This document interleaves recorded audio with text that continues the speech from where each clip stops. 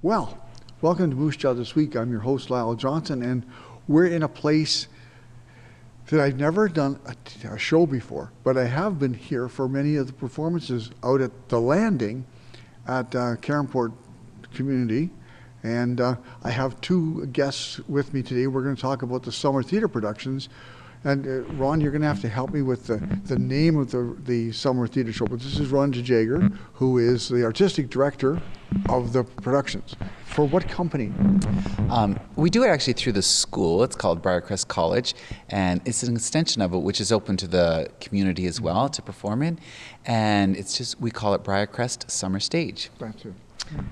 And Crystal's here, and Crystal, of course, is an elementary school teacher here. But she plays one of the lead roles in one of the musicals. So, Crystal, welcome, and tell us about the roles you're going to be doing. Thank you. Yes, I am a grade 1 teacher, but I'm playing the role of Shirley here at the Landing on May 11th, I guess, is our opening night. And I guess Shirley is a very quirky, eccentric sort of character. She's got a lot of determination, a lot of spunk, and kind of wins over the crowd with her heartful songs and her spirit. So I'm very excited to be a part of it. That's true, and it has nothing to do with your own personality at all. None. Now, Ron, you've been here for what, 7 or 8 years now? 16 years. 16? Yes. I came here in 2002 from Nova Scotia, is where I grew up. Okay. So it's one of the reasons that I chose Anna Green Gables, because when I was a child, we used to go across and we would see it at the Charlottetown Festival. So I've seen it for many years. And I think once you've been to Prince Edward Island and all of the Maritimes, really, it kind of it captures your heart in a different way. The people are incredibly charming, very inviting and friendly. And when you see the beauty of the island, it does have red dirt on the roads, yeah. and the rolling fields in the summer, and the ocean all around.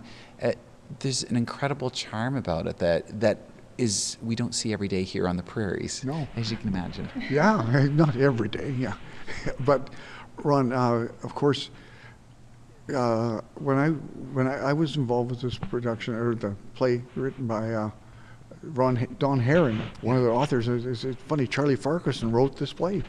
But when we were at the one evening, a woman kind of stayed behind, and she says, "I just wanted you to know that I am I'm Montgomery's niece." And I was going like, "What?" And she lived in Moose Jaw. Really? Yeah, and so she told stories about it. But it's a wonderful piece of Canadiana. It really captures the essence of what it's like to be a Canadian.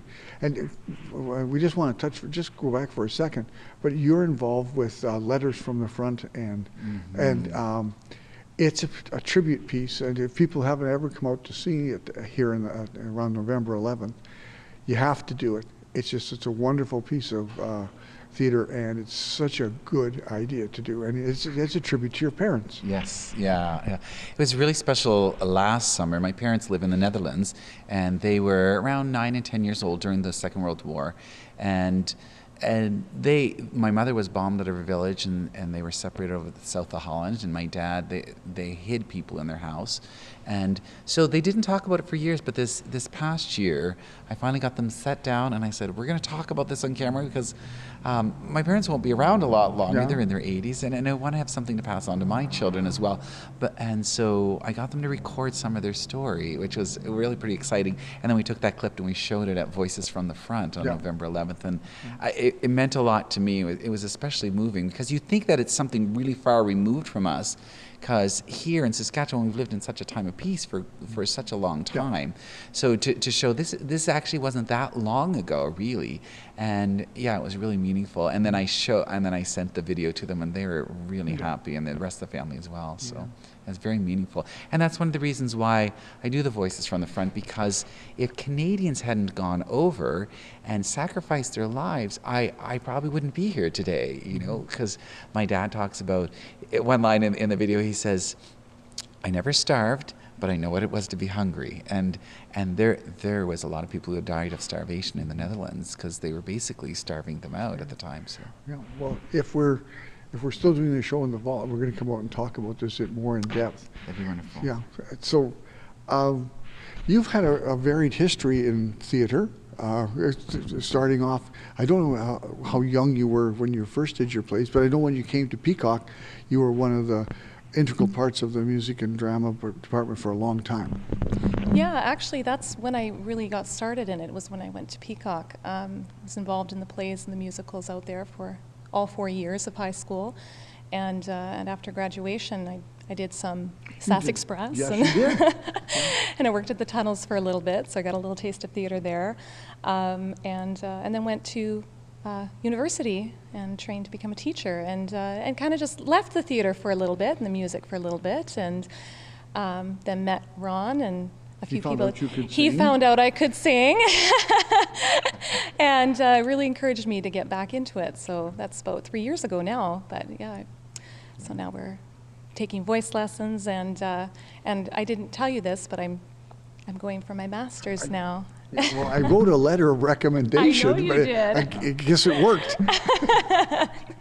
Yeah, so that's really exciting. That's more musical endeavors in the future, so I'm excited for that. Yeah, and I know that Anne is going to be such a unique challenge because you're not.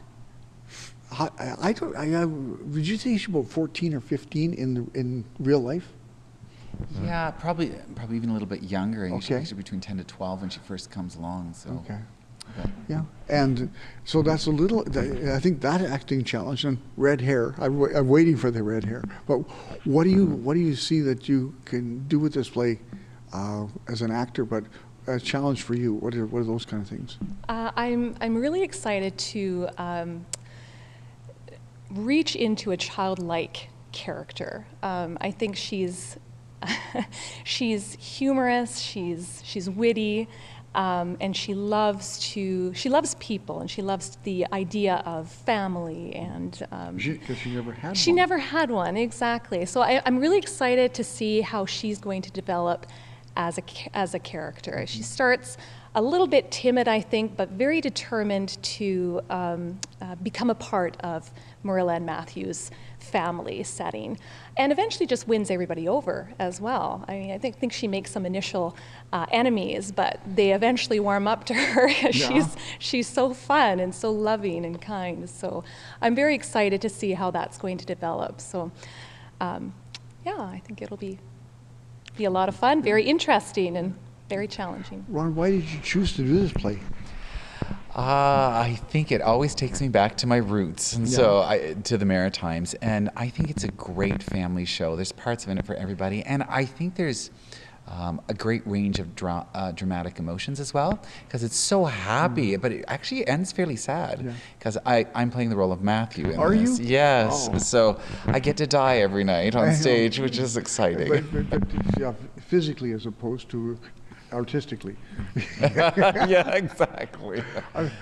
The Words is one of my favorite songs. Yeah, It's a beautiful piece of literature. Yeah, and it really captures his emotions at the time, and he just can't get the words out. And I like to talk, and I'm a fairly energetic person, so it seems like a role that's very different than from who I am. But yet I find that there's I find great enjoyment and fulfillment in doing a role where there's just, you kind of step back and you kind of watch, and you really care from a gentle aspect instead of pushing your way through like Marilla, this is the way, which is the opposite of being a director, because you're like, here we go, we're doing this, you over there, and then you step back and you step into this role. So I think it's a fun challenge. I've played the role, I think, 3 times before, and so it's nice. You're such a young guy. We're age challenges here. But Matthew is a kindred spirit, isn't he? Very much. Of all the people in the play, he's a kindred spirit. Yeah. And so I think, especially at the end, he's sitting in the rocking chair, and Anne's so excited. She just won this scholarship, and she comes in, and she just puts her head on his knee, and he starts to sing the opening song, Anne of Green Gables, and then he chokes, and his heart goes on him. And I just find that it's just so touching at the moment, and so I really look forward to playing the part. I think it's very exciting, and Crystal being my little adopted orphan daughter. And so the play is written by Dawn Heron is one of the authors. There's another 2 in there whose names I always forget. So because but it was performed, and it still is performed each summer in Charlottetown, and it's a perennial entertainment piece. Have you ever seen it down there? In Charlottetown, yeah. We actually drove out east last year. I hadn't been there in a while, but I've seen it since I was a child. There was Elizabeth Mawson played the role of Marilla for, I think, 33 years. And she embodied Marilla. Every year they just kept getting her back. And the other was Glenda Landry, who played Diana Barry for, she was in her later 30s, I think, or somewhere around there. But she played it for many years, and then she played Mrs. Spencer. Outstanding. The two of them were just worth seeing it for. And then they had a different Annes throughout the years. But it was just, it's a remarkable performance, and they have wonderful costumes, and they just redid their production. And so every time I go back, it just brings me incredible energy. But last time I got to take my children to see it. Yes. So my oldest daughter especially, she loves How old the is stage. she? She's 8 last summer, so she just turned 9. So she's going to be one of the children in the show. So it was just exciting to watch them and enjoy the music of it all. And so, yeah. Bit risque with Josie Pye, though. You know, you think about that, but you know. Yeah, Josie she's not really the nicest character, but I think Anne wins her over in one of the final scenes, and even the whole town. You know, even Rachel Lynde, who is just quite the busybody. Oh, Mrs. Lynde. Oh, Mrs. Lynde, the apology. Oh, yes. Oh, the apologies. What a fun piece. The scene right before that, when she's talking with Matthew and he's trying to encourage her to apologize and just to be humble. That's the humble pie piece. She really takes it far beyond what she actually needs to at the beginning. Dramatic is a word. Yeah, she's very dramatic. She starts, and then Mrs. Lynde thinks she's finished, and then nope, she's not, and she just has a little bit more to say. It's going to be a fun piece to sing. Yeah. And who's Diana Barry? Do we know yet? It's double cast, Darian Olson and Kayla Jacobs. Okay. So they're both voice majors in the college. So the two of them will switch off playing Mrs. Spencer and Diana Barry. Okay, yeah. So they'll have a challenge doing that, but yeah, it'll be lots of fun. Yeah. And how about Gilbert Blythe? Gilbert Blythe is Jesse Wright. He's one of our college students. He's actually a high baritone. He'll play the childlike side of Gilbert very well. He's very energetic. Yeah. And he has the precociousness in there as well to really tick her off at the start. So now you're directing. Are you doing musical direction as well, Ron? Yes, I'll do that. But I have Brent Mitchell, who's helping me with the kids. So we have, I think, around 20 kids in the kids scene alone. So it's going to be huge on this stage.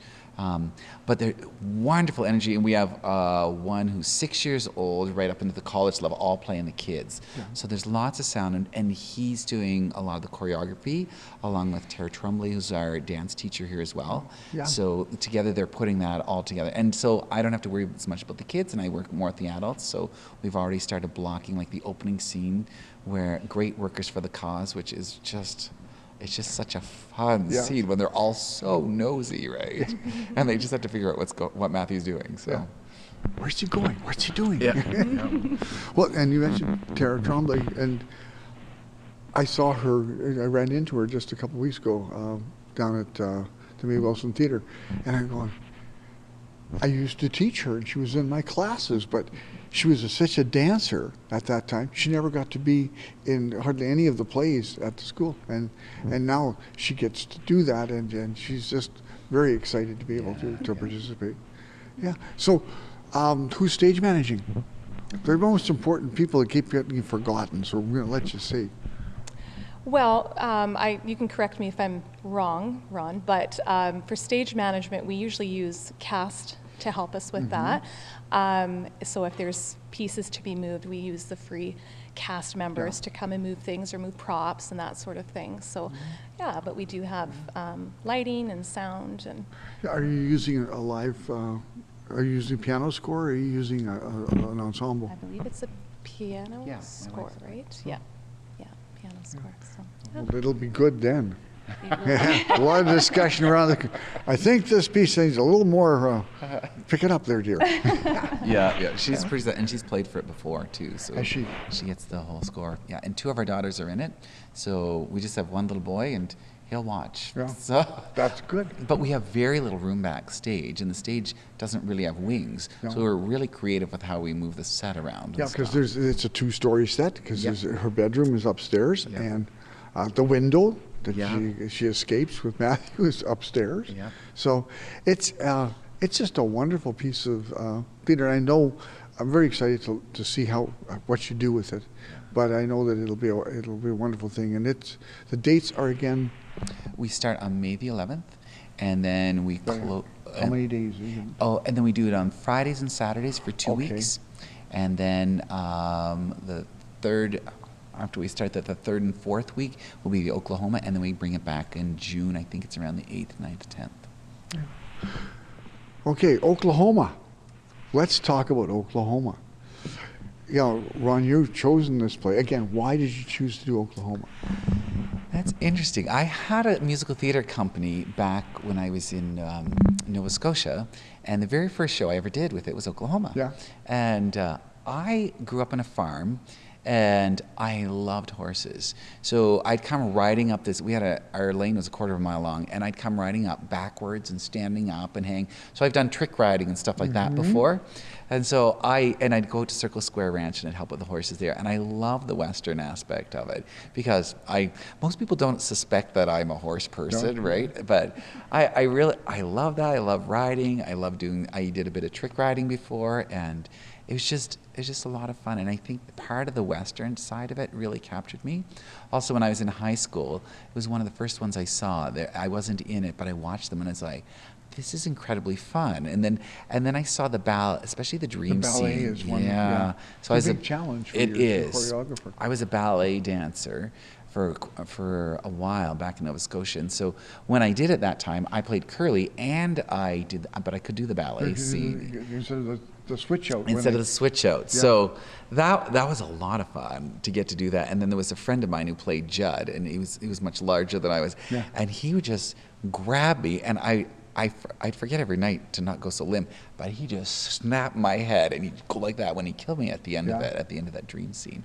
And then he just picked the ballerina up, and we did switch her off, and he'd pick her up, and off they go. And it's just, I just find that incredibly moving, and especially the Oklahoma number. I like that, and the opening scene when you sing, "Oh, What a Beautiful Morning," and Curly's off stage, and you can just hear this voice way in the background, all of a sudden sing "There's a Bright Golden Haze in the Meadow." Yeah. No, I remember when I was involved with the production, and we started him at the back of the auditorium, and they're on the stage, and all of a sudden, and everybody turns around, the hair just stands up. And you had a little bit to do with that in high school too, did you not? I did. I played Lori in Oklahoma in high school, yeah. Yeah, that was 2001. It was a great experience. It was grade 12, so it was kind of sentimental as well. It was the end, but great show to be in. Beautiful yes, music. and you get to be in the chorus of this one. Yeah, exactly. I'm excited to be in that part of it and sing all those beautiful pieces, and it's going to be great. Oklahoma. Yeah. It's a really good. It's one of the classic first productions that was set the standard for musical theater in America, and it was in, I think late 30s or 40s is when it was first done on the stage, and then it went into the movie. But it was a marvelous thing. Yeah, it's one of Oscar and Hammerstein's first Yes. ones that they did Yeah. together, one of their first collaborations. But yeah, and I think when they started off with the stage version at first, I think there was a little bit of mixed emotions, but then it really took off. And then of course they made the movie with Gordon McRae, and Shirley Jones. Yeah. I mean, they just sound fabulous, Yeah. right? Yeah. And that opening scene when he's riding his horse through the corn stalks and stuff Yeah. is just, it's wonderful. And I remember when I was a kid too, I grew up in a fairly conservative home in the country in Nova Scotia. And I just remember my mom one time, she's playing these live recordings of concerts, and there was this soprano singing, the soprano, and I think he was like a high baritone singing the solos from Oklahoma, and that stuck in my head when I was a little kid. You just hear it and you're like, I just love the music from this. Little figuring that I'd play the role or even direct it someday, right? Yeah. So, yeah. So what are you playing? This one I'm just directing. Okay. Yeah. Wow. I might You might join the chorus one night. I might do the dream scene. Someone's been asking me to do the dream scene, and then I'll do the ballet scene with them. But Okay. We're at the end of our time. So where can people get tickets to come to this? yeah, they can get them at the college box office, and the entrance to it is right next to the bookstore if you come to Cairnport, or if you call 756-3250. Michael King is the contact person for there, or you can go to our website at briercrest.ca, and then you can find information there as well. Great. Thanks for taking time out of your teaching lunch hour. Oh, my pleasure. And I know you're going to have a wonderful time should you come on out here to Cairnport to take in the Briercrest musicals, their summer stage. It's a wonderful thing. So thanks both for being here, and thanks to you for watching on Moose Jaw this week.